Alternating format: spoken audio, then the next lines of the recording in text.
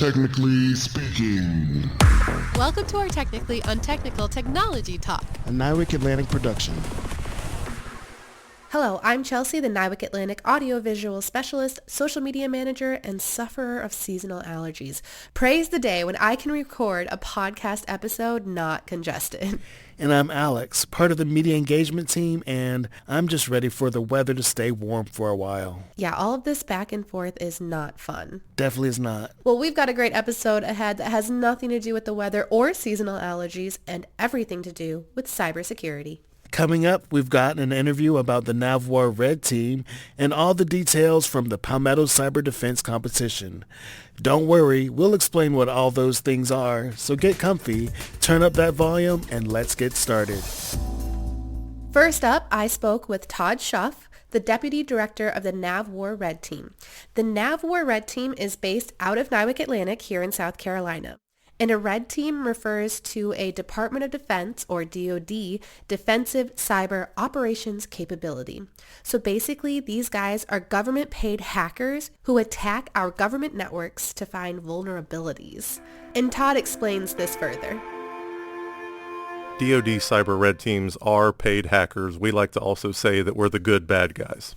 So Todd, can you please tell me what makes this NAVWAR Red Team based out of NIWC Atlantic so unique? We are one of the only red teams in the Department of Defense that is able to perform in a working capital fund capacity. What that means is we're actually able to accept multiple types of funding from multiple different types of customers. Isn't it true that the DoD only has like 12 red teams and you're one of them? Yeah, that's correct. So it's actually 13 DoD cyber red teams right now. There are a few that are working to attain their certification, but they're not in a certified status right now. So Gotcha. we are one of only 13 teams. That's correct. Correct me if I'm wrong, but it sounds like what makes this red team awesome is that we're one of only 13 in the whole Department of Defense, and the way the funding works, you guys are able to kind of take on more clients, a diverse range of clients versus other red teams that are out there. So you can help anybody. That's absolutely correct. As long as our schedule is able to support it and we have the bandwidth and the operational capacity, we can certainly do that. So are you allowed to tell me who some of the clients are right now that you're working with, some of your largest clients? Sure. Outside of the U.S. Navy would be the Defense Health Agency. They're actually one of our longest standing customers and one of our largest. And we're actually in the very early stages of working with the Defense Intelligence Agency, or DIA, and we're very excited about that work coming up as well. Oh, that is exciting.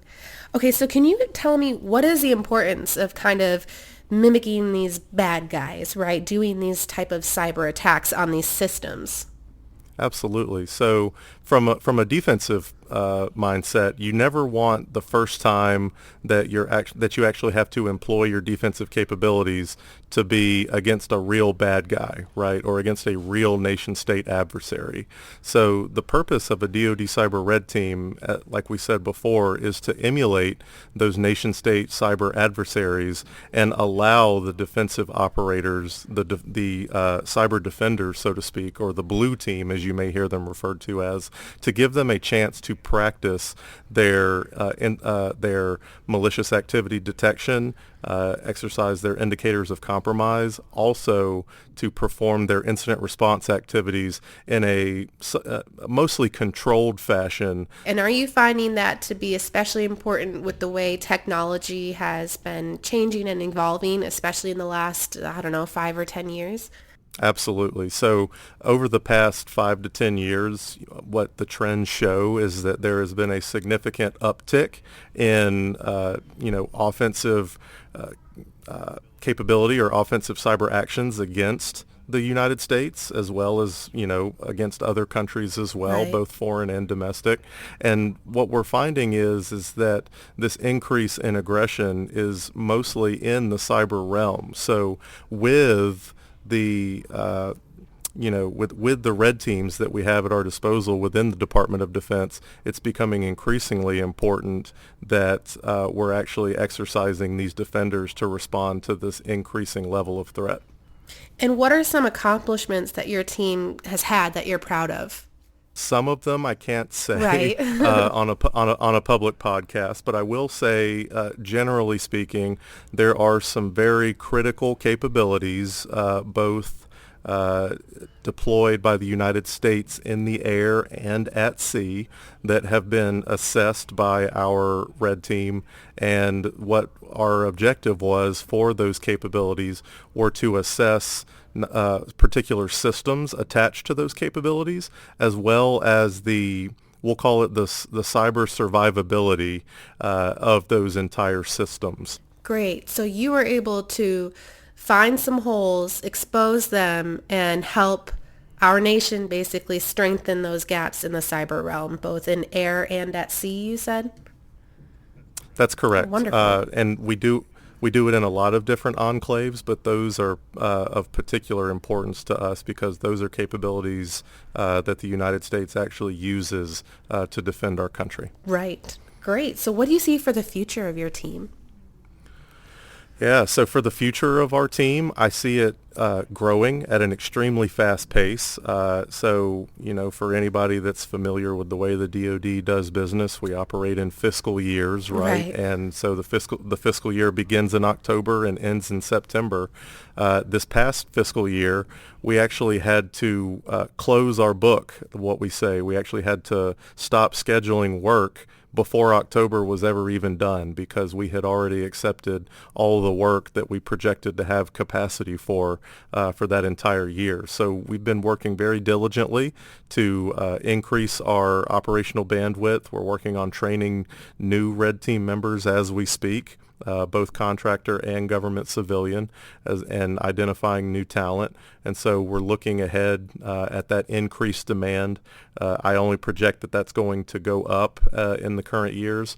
I also project in the future that we're going to be dealing with a lot of emerging technology that hasn't really hit the mainstream yet. A lot of folks may have heard of things like quantum technology, where our adversaries are going to be able to use quantum computers and quantum algorithms to break current industry best practice encryption schemes. So our team is going to have a very fun time getting studied up on those technologies and being able to utilize them as they come more into the mainstream. Right. And a hot topic right now is artificial intelligence. Is that something you guys are already on top of? Is that old news for you, or is that also emerging technology? So artificial intelligence, I would say, is a continuing emerging technology. We're learning so much more about it as a society every day, I would like to say. You see in the mainstream or in the media things like ChatGPT and different versions of GPT that are passing the bar exam and the MCAT and the LSAT and things like that. So definitely malicious artificial intelligence capabilities are something that we are looking at. And while we may not necessarily be employing them directly yet, it is something we have our eye on to put into our tool belt in the very near future. Great. So you've given us a lot of insight. Thank you so much for chatting with me today. And it's great to know that we have a team dedicated to doing what the bad guys do, so the bad guys don't do it first. Absolutely. And thank you for having me, Chelsie. So Alex, the first time I heard about a red team, I was surprised first that the government was paying people to be like the good bad guys and hack our systems. But I think it's great that we have this unique capability here at NIWC Atlantic to help defend this country. From the interview, I was really impressed that we are one of 13 red teams in the Department of Defense. That's really impressive. And speaking of the red team, one of the competitions that the red team hosts is the Palmetto Cyber Defense Competition, also known as PCDC. PCDC brings high school, college, and professional teams to test their skills in a simulated cybersecurity scenario to protect a business from being hacked. The red team, also known as ethical hackers, try to compromise their networks.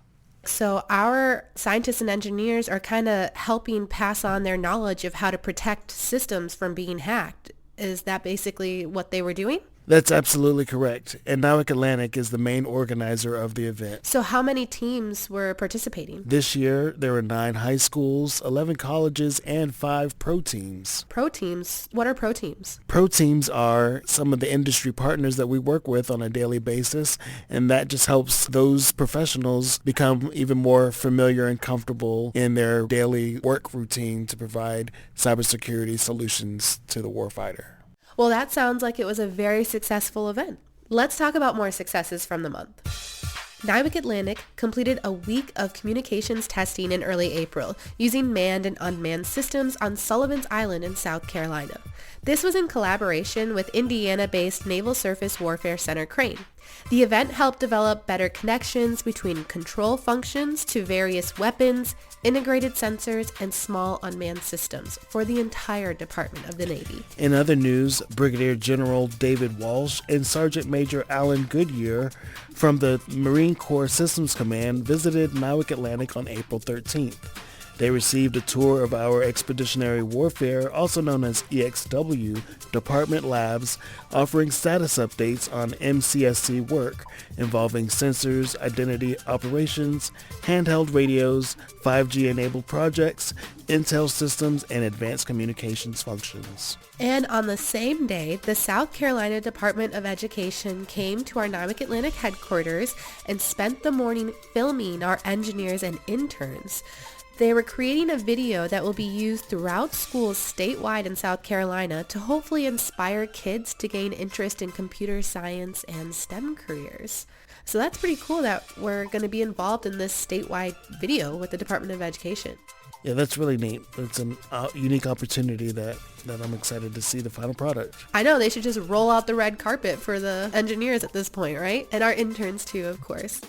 So that's great stuff. We've always got a lot going on at NIWC Atlantic, and as usual, you can follow us on our social medias to be up to date on the latest. Speaking of staying up to date, we've got a current event for this episode's technical tidbit. Not really that technical. The European Commission recently announced a 1.1 billion euro or $1.2 billion plan to counter growing cybersecurity threats in response to concerns about a series of high-profile hacking incidents. The shield will be made up of national and cross-border security operations centers, which will use state-of-the-art technology such as artificial intelligence and advanced data analytics to detect cross-border cyber threats and incidents. This is cybersecurity on a global scale, well, at least the European scale. This is great for us to work together. It's great for the common good to protect national and international security. Oh yeah, countries working together, and here at NIWC Atlantic working with schools and industry. We've got this. It's a great thing all the way around. As usual, check out our social medias under NAVWAR or our NIWC Atlantic website for anything we've mentioned in this podcast. Links are in the description. This wraps up another episode. Thanks for listening.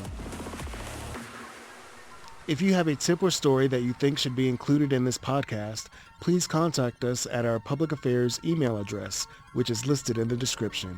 Naval Information Warfare Center Atlantic, also known as NIWC, is the East Coast branch of the Naval Information Warfare Systems Command within the Department of the Navy. We develop a range of technologies that provide state-of-the-art capabilities to the United States military.